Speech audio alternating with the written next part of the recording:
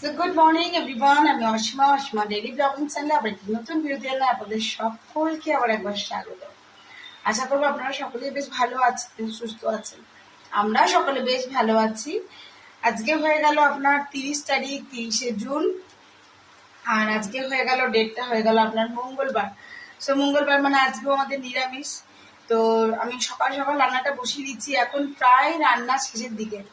আজকে আপনাদের সঙ্গে ব্লগে নয়, আমি একটা আলাদাভাবে অনেকদিন রেসিপি আপনাদের সঙ্গে শেয়ার করা হয়নি। আজকে আমি আপনাদের সঙ্গে একটা রেসিপি শেয়ার করব। আপাতত বাকি রান্না এদিকে কমপ্লিট চলছে, আর ভাতটা হয়ে গেছে। ভাতটা 1 ফুট দিয়ে আমি উল্টিয়ে দেবো। বাকি যেগুলো হয়েছে অবশ্যই সেগুলো আপনাদের সঙ্গে শেয়ার করবো, সারাটা দিন শেয়ার করবো অবশ্যই। তো সঙ্গে আজকে একটা কিন্তু রেসিপি আপনাদের সঙ্গে থাকবে। তো চলুন আজকে ব্লগটা এখন থেকে শুরু করছি। আর আজকে যেহেতু 30 তারিখ, মিঠির স্কুলে হয়ে গেল আজকে হাফ ডে। তো মিঠি আজকে হাফ ডে হবে, মিঠির স্কুল চলে গেছে সকালে, এবার বাড়ি আসার পালা। এই যে দেখুন,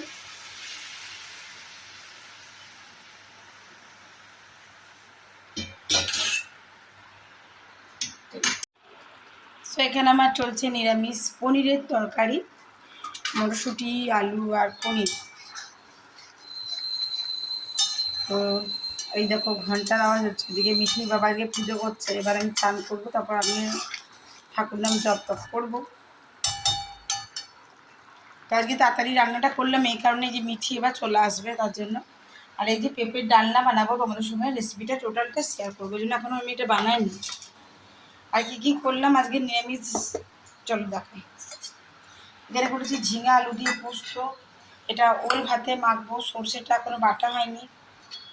এখানে করেছি তোমার ঢেঁড়স সেদ্ধ, ঢেঁড়সটা ফালি দিই কেন, যদি পোকা টোকা থাকে দেখার জন্য। আর এখানে করেছি তোমার ঘি করলা ভাজা। এই হয়েছে আপাতত। আর যেটা হবে সেটা হলো এই তোমার ডালনাটা, যেটা এখনো হয়নি, একটু তোমাদের জন্য রেসিপিটা করব, তার জন্য রেডি করি এখনো, খালি ওটা রেডি করে রেখেছি। বাকি পনিরটা হলে এবার নামিয়ে নেবো। এরকম মিঠি চলে এসছে।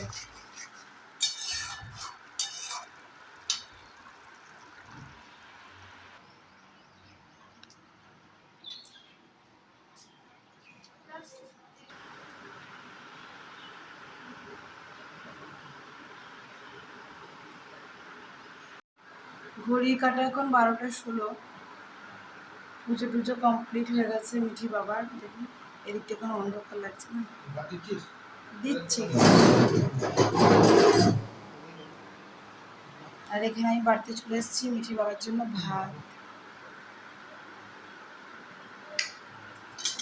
এদিকে আমার ওলটা সর্ষে দিয়ে মাখা রেডি হয়ে গেছে।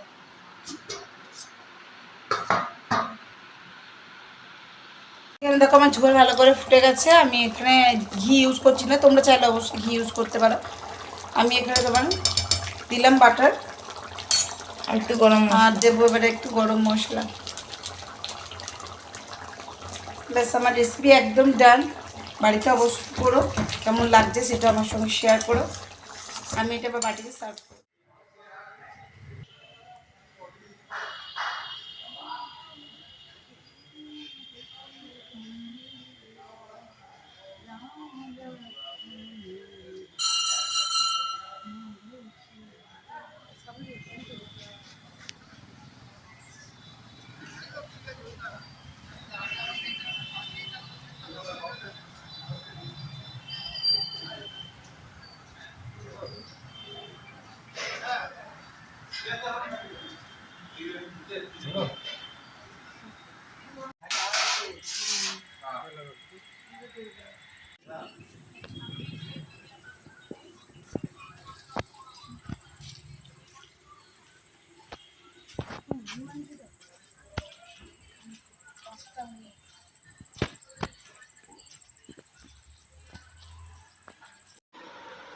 এখন বাজে ঘড়িতে 9টা 27। আমরা তিনজনেই গেছিলাম মন্দির। আমরা তিনজনে গেছিলাম মন্দির, পুজো টুজো দিয়ে চলে এসেছি। একদম মায়ের দর্শন আপনার সঙ্গে করেছি, বজরংবলী দাদার সঙ্গে দর্শন আপনার সঙ্গে মিঠি করিয়েছে। মিঠি তুলেছিলিস না? মিঠি সব তুলেছে। আর এই দেখুন আজকে মহাদেবের যজ্ঞের টিকাও লাগিয়ে দিয়েছে।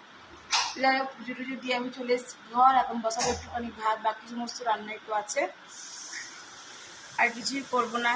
সকাল থেকে আপনার সাথে শেয়ার করেছি, আর রেসিপি আপনার সাথে অবশ্যই শেয়ার করে দেবো আজকে কিংবা কালকে ব্লগে, সঙ্গে থাকবেন।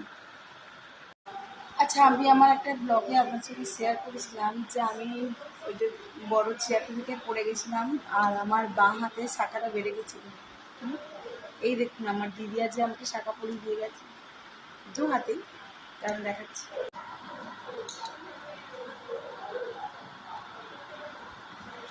আমার দিদি এসেছিল বিকেলবেলায়, দিয়ে আমাকে শাখাটা দিয়ে গেছে, শাখাটা পরিয়ে দিয়েছিল।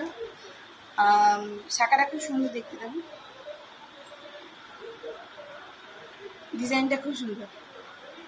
দিয়ে এটাই আপনাদের সঙ্গে শেয়ার করার ছিল, কারণ আমি আপনাদের সঙ্গে তখন শেয়ার করেছিলাম যে আমার এক হাতে শাখাটা বেড়ে গেছিলো। এই যে মিঠির বাবা চলে এসছে, একটু ওকে চাটা দিই, কেন চাটা না খেয়ে আমার সঙ্গে মন্দির চলে গেছিলো। তো ব্লগটা আবার কন্টিনিউ করবো।